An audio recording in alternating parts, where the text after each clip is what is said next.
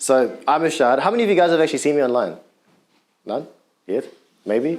Nathan, we're going to do a better job of marketing it. So Nathan is my content person. So all of the content, everything that you see online, Nathan pretty much travels everywhere with me, making content of the things that I do.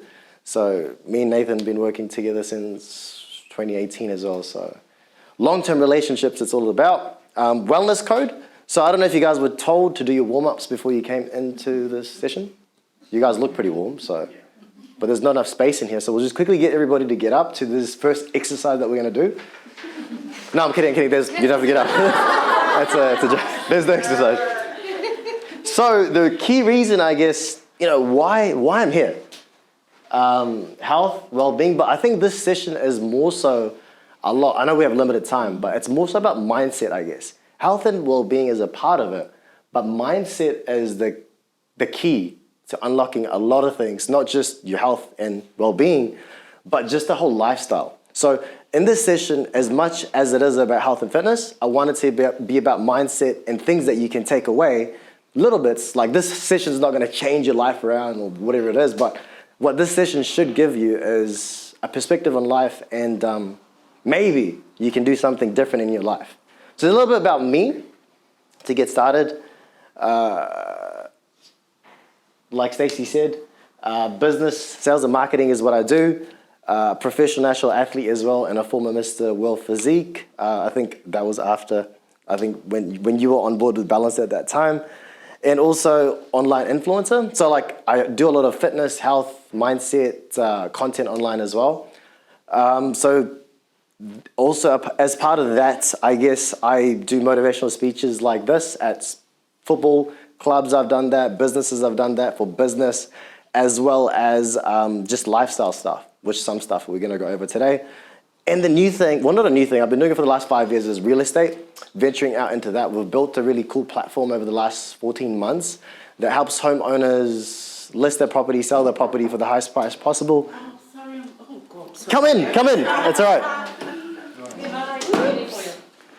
Oh, sorry. No, that's good. I'm glad you bought a banana too, that's good.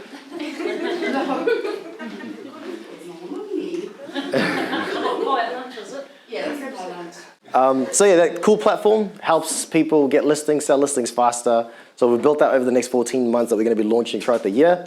That's been really cool.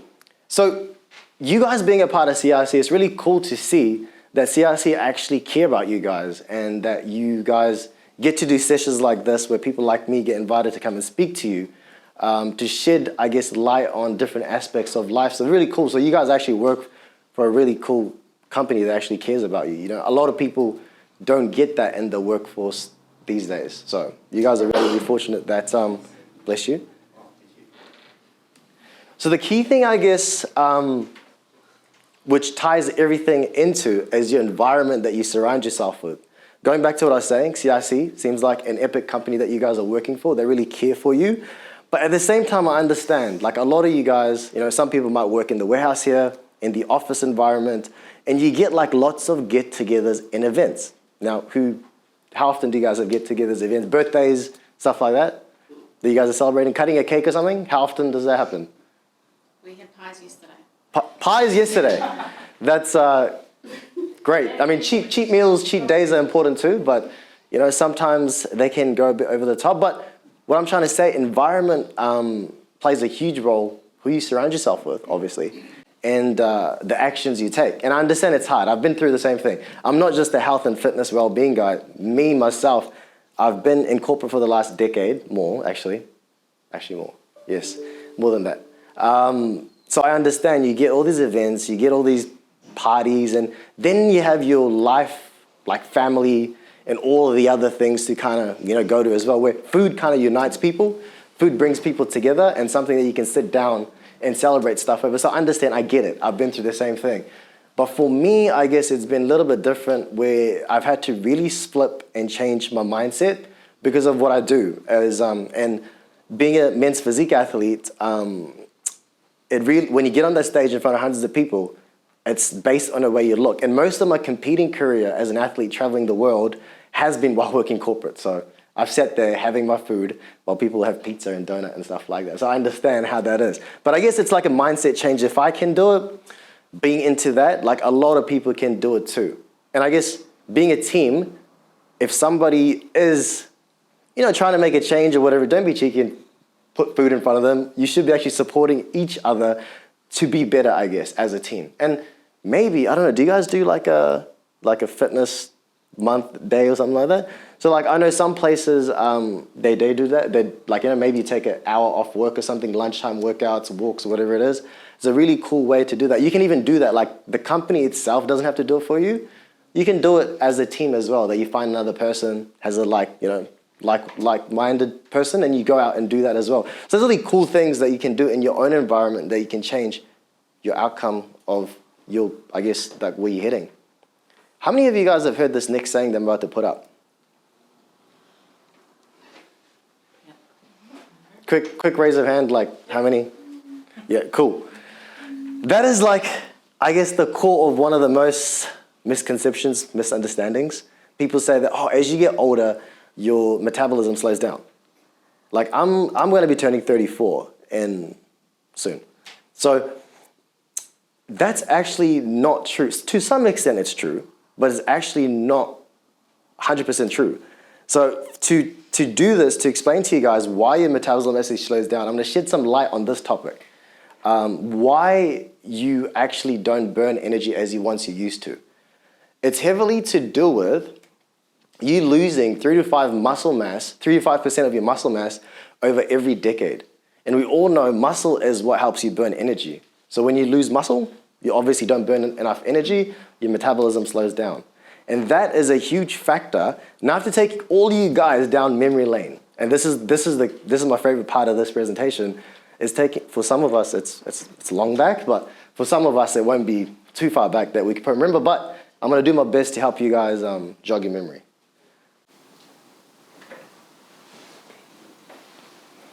So what do these photos mean to you guys? How does it look like? What do you guys think? Any? Childhood. Exactly. Great. I guess you guys got the picture. So when we're kids, I need you to guys think about it. When we're kids, what is it? For a lot of us, there was no technology. There was no social media. There was no computers. What do we do? What was that one thing that we all did? Play. Exactly. We played outside. We had to get yelled at by our parents to come inside for dinner, whatever it may have been. But we all just played outside. And what did we do when we all played outside? We moved a lot more. We were just active. So you actually burnt more energy when you were active outside. So at this point, your metabolism is still the same because you're moving, your body needed all those muscles to keep you moving, so therefore your body was burning more energy. Then primary school happens, then high school happens, then university happens, and you notice at every point and stage in your life, you slow down. As kids, you're faster. As primary students, you're still moving. High school, you're still moving, but once you sort of start getting towards the end of high school and university, you slow down. You're not moving as much anymore. So is the question, does your metabolism slow down, or is it because you're slowing down? So that's the, I guess, biggest misconception in people's mind that your metabolism slows down, but it's actually not the case. It's just we slow down in our lives. We're sitting more. Then after university, the workforce happens, where we're sitting down at our desks. We're not moving as much anymore. We no longer play sport on the weekend like once we used to, university or in high school. That's what actually happens to us. So again, surrounding yourself with people, like if you put a person into a group that they always talk about, for example, who watches sports in here? Like sports. What sport do you watch? Basketball. So if you put a person into a group, imagine you move into a flat and you have the whole flat is into basketball. Chances are that person is now going to start liking basketball or be in that group that talk about basketball. They're going to start watching some games with them. They're going to start, playing maybe. They're going to go shoot some hoops or something. So it's all about the environment, like who you surround yourself with, that is sort of in line with the goals that you want to, whatever you want to have in life. And the most important thing that I'm about to discuss now is that there's these two words actually that keep people from failing and they don't realize because they chuck that word around too often. Can anybody guess what these words might be? You use it too often in your vocab. You use it while communicating with people. You use it your day-to-day life so much so that you don't even realize these words are actually holding you back. Too busy. Too hard. No, it's one word. Yeah, it's one word. Lazy. The weather. No. One word. One word. One word. There's one word, but there's two of them. Can't. No. Close, close, close. Time could be. Okay, I'll. So the two words, one of them are hope. You guys never think it'd be hope, right? Because hope's a powerful word. Everybody needs to have hope. But over the years, it didn't go. Hope. Sorry. Over the years, I've learned that this word, as while it's good, but it's actually very negative at the same time. And I know like it's going to take for some of you to process it, what I'm about to say next, because you probably haven't heard this, is that when you put things into hope, you think you take the power away from you. So when you say, I hope I can go to the gym this week, you don't have a plan, you're hoping. I hope I can take you out for the date this weekend that I've always wanted to take you out on. Now, this can apply not just to your health and fitness, to your relationship, friendship, anything. I hope I meet my sales target this month. You're hoping, you don't have a plan. But you can hope for other people, though. That's powerful. So when you go, I hope you have a good day. I hope you enjoy your trip. So when you hope for someone else, you're giving positive energy to them. But when you hope for you, you're taking the power away from you. You can't hope for you. You need to have a plan for you. So in your day-to-day work, day-to-day life, one thing I need you guys to start doing is don't hope. Never ever, when you hear yourself in your mind and when you're speaking to someone saying, I hope, stop there. Because that's one thing that I've taught myself not to do over the years anymore. I don't say, I hope for me. I will for me. So I will meet my sales target this month. I will go to the gym 3 times a week. I will sign up to the gym. I will take you out on the date that I've been saying I'll take you out on, or whatever it may be, instead of hope. Because when you will, your subconscious mind even comes to the party saying it will make it happen instead of hoping that will happen. Did you guys ever think of it that way?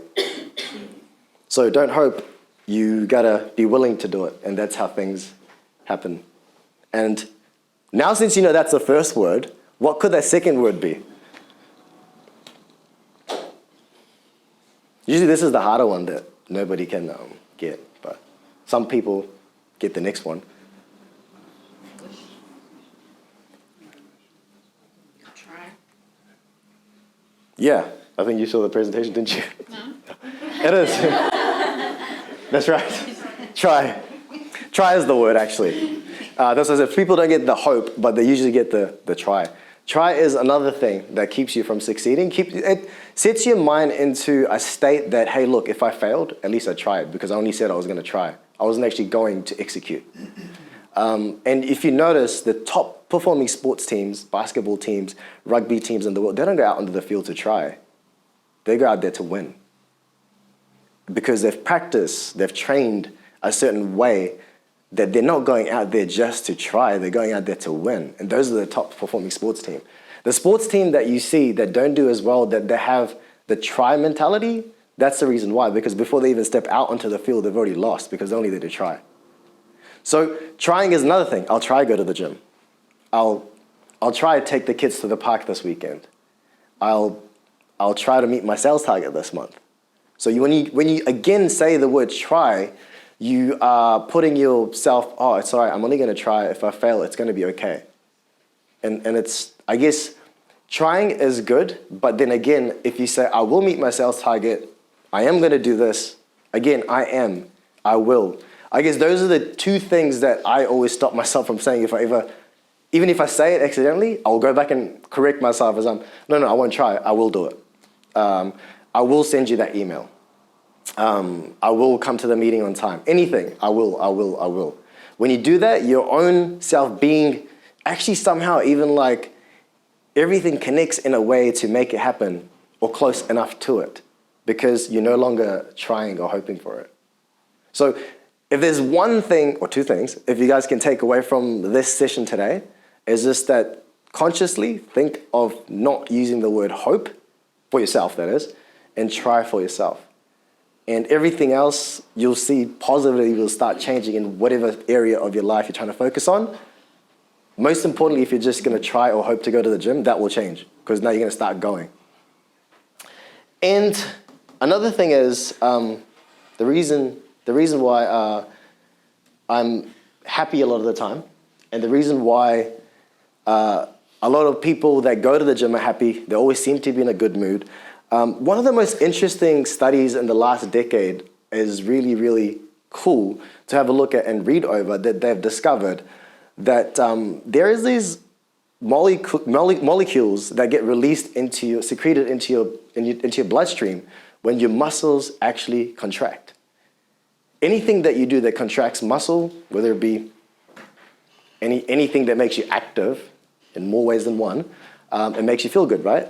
It's because these things these small proteins go through your brain, blood barrier, and it makes you feel good. And actually makes you feel hopeful.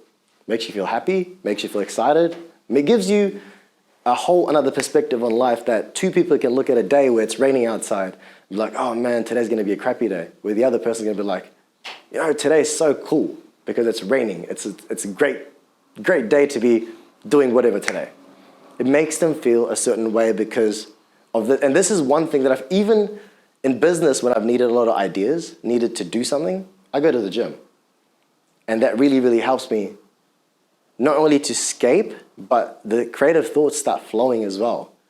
And that's why I guess like a lot of the people that go to the gym, exercise, play sport, you'll notice that they're always like cheerful, you know, cool people to be around because they have the hope molecule in the body. How many of you guys actually need this? Hope molecule. You did? Oh, Not hope molecules, but yeah. I thought it was endorphins or... Yeah, that's part of it, but this is a specific protein that makes you feel good. This is a specific small proteins that go to your brain, so it's good. So if you can't cook for yourself or anything like that, there's this is like a secret cheat meal thing that I do. Well, not a cheat meal, but like a cheat to get your meal going. So Soul Foods is an epic company that help people get on track with their eating. So if you would like to try them, there's a discount code. I don't get any sort of, you know, money or anything from that. It's actually owned by one of my good friends. He hasn't asked me to speak about it today. I just, wherever it is, I try to support, you know, your friends, family, and whatever that they do. So he doesn't even know I'm actually speaking about it here in this presentation today. To be honest, I don't even know if that code works because it's like old. But like if it doesn't work, message me on Instagram or something and I'm pretty sure we can get that working again. But again, it's about community. It's a local business. He started it 5 years ago out of a gym that he owned. Now it's grown into a huge business where they sponsor the Blues as well. So he's doing really well. I support, you know, him where I can and other friends as well. So check them out, use that code. And then like I said, if it doesn't work, just message me on Instagram. They have like different ranges as well, active, swole, and low carb. So you can try. They have a whole bunch of menu options too. So now, any questions? And also, if you want to connect with me online, those are my socials, or if you just point your phone to that QR code, it will take you to a page where you can connect with me. Yeah. So do you guys have any questions? Has to be a couple of questions. I have like a question. I guess the challenge is like when you are eating healthy and if you're tracking macros and stuff, how do you transition from stopping tracking macros to still eating healthy without going crazy and putting on a bunch more weight? So stop tracking calories Yeah. and stuff to still eating healthy? Yeah. I guess when you're tracking calories and it depends how long you've been doing it for, what you've been doing it on. What happens is, like, if you've been doing it for like a decent amount of time where you formed a habit, you no longer have to track calories because you just know. Yeah. I think like you do it for a year. I think I did maybe a year. Yeah. And I just got so sick of it, I didn't even want to do it again. And then Yeah. you sort of like lose those good habits as well. Yeah. Well, if you don't track for example, like now, because I've been doing it for like 12 years, like measuring oats, like I would put like tablespoon, and it'll be like bang on 50 grams because I was just doing it for so long. So I don't even measure the oats now. As long as it's close enough, it's fine for it. But as long as you're consciously aware that, okay, I only need to do 5 tablespoons of this, that's it. Or if you know that like, okay, you're gonna have like a big night out, you know like the next day you might not need to, you know, have another big night out. So as long as you're aware, I guess, because you can get into a cycle of, like you said, you go from tracking because you know now you have a set plan on what you need to follow. But then what happens is when you stop doing it, it's okay to have a big night and then maybe again because you're no longer tracking. Just because we're not tracking calories anymore, you still got to be self-aware of like 2 big nights out in a row is not good. That's what I mean. So that's, I guess, you kind of transition into not tracking anymore as long as you're aware. Like you can look at a plate of food and be like, okay, I got my protein, I got my carbs, I got my fiber, and I got my greens. That's good. You don't have to track it to the gram anymore. Yeah. It'd be more about manageable lifestyle changes Yeah. as opposed to mass change. Yeah. Right? Yeah. Things that are going to work with everyday life Yeah. instead of cutting out this, Cutting things out. this. Yeah. And then you're just going to go straight back to it after a 6-week Yeah. challenge, fasting. Yeah. So whatever you can be consistent with for your lifestyle is what you need to do, and you can, you know, adhere to it like for long term. Do you have any recommendations, Irshad, for people with kids? Because I think that's a lot of the downfalls. People make pastas and rice and sandwiches and, you know, carb, and we Yeah. also finish our kids' plates because they haven't finished them, you know? Yeah. How's the chicken nugget? That's a very interesting question. I have a friend, her name is Francine. She's got 8 kids. Oh. She's got 8 kids, and she's maybe in her late 40s maybe, but she is really fit, and she goes through the same thing what you just said. I guess, again, you have to have like, you're aware of, okay, if the food is left, it doesn't have to be eaten. It can be eaten at a later time. You can store it away.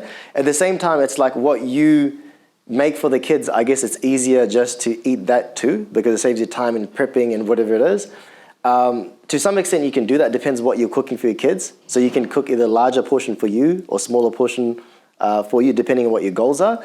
Or you can go the extra step as that, depending on how important, if you're getting ready for an event, you're getting ready for a holiday, you want to look a certain way next year, and you want to really make a lifestyle change, you got to put the extra effort in to maybe cooking something a little bit different to you, where you don't want to upset the kids, but at the same time, you're meeting your goals too. Because the healthier and the more, I suppose, fitter you become, I guess your kids sort of, you know, also look up to you as well. And maybe just because you're making different food for yourself, you can interest them enough to make a choice for themselves too, to choose what you choose.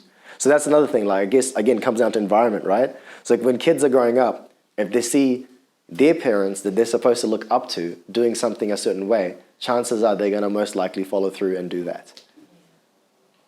So I guess it all starts with you. So what are your views on fasting? Fasting? Fasting. What sort of fasting? There's intermittent fasting, water fasting. Fasting. Yeah. I've done a 5-day one. 5-day one? Yeah. And then you went back to... And then just back to eating normally. Yeah. Well, it's good. Like, it's good in a way if you're doing it, trialing it for long-term, like, sustainability. Yeah. I wouldn't say it's possible for a lot of people because you just need, as a human, between those windows that you're fasting, you do need to eat. Yeah. You know, like, it's a normal thing that we'd like breakfast, lunch, just the process. The whole fasting thing is it's still calories in over calories out. Just because you're fasting, it doesn't mean you're burning more calories anyway. It's just this, your eating window is smaller, so you have to kind of squeeze all your food in, so you're kind of satisfied and eating all of a sudden, and you're kind of a little hungry towards the morning.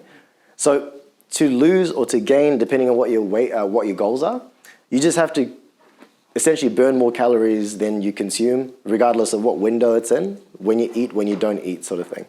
But like fasting, yes, for me personally, the majority of the people that I've spoken with, it's not sustainable to do it long term because it's just the routine of it is very tedious to make sure that you get it right every day. And when you do like start going back to eating normal, the rebound of like from fasting is real. Yeah. And does your body prefer the routine of eating, do you know what I mean, like your 3 meals as opposed to the fasting? Then do you know what I mean? Like metabolism and... Yeah. It's strange though, like some people can do it because they've become so accustomed to doing it. It does just become their life. They just don't feel like eating for that window. Like from morning till whatever it may be. 7 p.m. to, is it 7 p.m. to 1 p.m., 18, depends what it is, what they're doing, right? There's generally the window. Some people just become so, it's easy for them too. Like they have to wake up, no worry about eating, lunch, no eating, until like late afternoon, then they start eating. Some people become so used to that, which is fine too. As long as you're getting your nutrients in, you're still staying hydrated through the day. I mean, hydration is another key factor in meeting your goals as well. You know, it just makes your skin look good, makes your hair look good, everything. Like everything that you kind of do during the day, even your thought process by staying hydrated, for example, is really, really important. What are your tips for motivation, like for people who may just lose the motivation for doing the gym or eating healthily? Just what do you do? The key thing over there is that they haven't lost motivation, they've lost interest. Because they were doing things that weren't their interest to be doing it long term. So for example, if you're going to the gym, what sort of exercises and things do you like doing? What do you enjoy doing? Or maybe you don't like going to the gym. You like to go to the park and do hill runs, or you like to go for walks. You like to do stuff on the beach. Depending what it is that interests you, you got to think of a way which you can, chat GPT or whatever it may be, like look online. How do you do the thing that you enjoy doing and that allows you to be active, sort of thing? So I guess it's not you lost the motivation, it just wasn't interesting for you to keep doing it. Also, maybe you've been doing it alone, and maybe you're a person, humans are social people, right? They like to have people around them. Or maybe you were just doing it alone and you haven't found the gym buddy or the person that has a like-minded goal as yours. So you haven't been able to go on a journey with someone, that someone keeps you accountable and you hold them accountable for what needs to be done. So that's how you stay motivated, is by staying interested. Yeah. Doesn't it kind of tie back to what you were saying about those two words we're not meant to use? That it's like you've got to be, like not just rely on motivation, you just got to rely on being consistent. And if you like say, I'm going to do it these days, you just do it. There's a word for that, but I can't remember what it is right now. But if you rely on motivation alone. Discipline. If I don't It's discipline, yeah. Yeah, discipline. Discipline. You'd never do it. But then Yeah. afterwards you feel good. Yeah. So you're like, I'm glad I did that. But beforehand, you can't do it. But if you're disciplined, you go. Yeah, you got to realize, like most things in life, anything that is good, feels good, chances is going to be bad afterwards. Anything that feels slightly bad now is going to be good afterwards. So I guess a lot of things in life are that way. So that's just the rule of thumb. If it feels, yeah, it's like that. It's like KFC. Just like that. Just like KFC. So think about that next time. Does this feel too good right now? Yeah, it's going to be bad afterwards.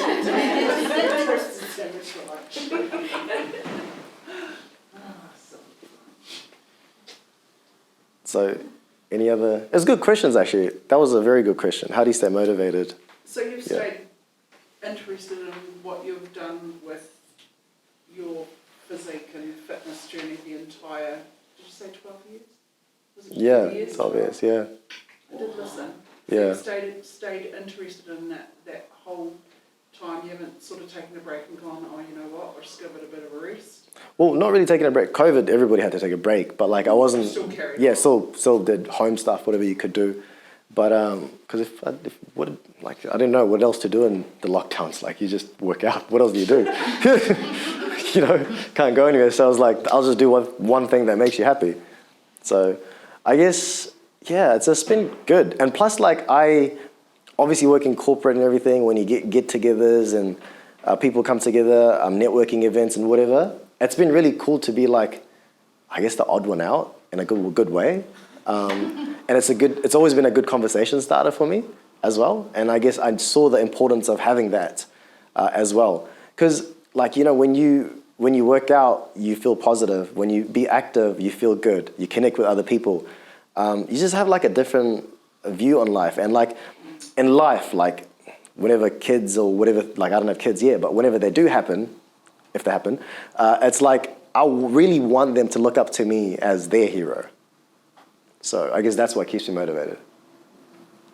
Irshad, can you give us the life lesson that you learnt yesterday? I think it's important for this group to realise the one that you learnt that you put on your post yesterday.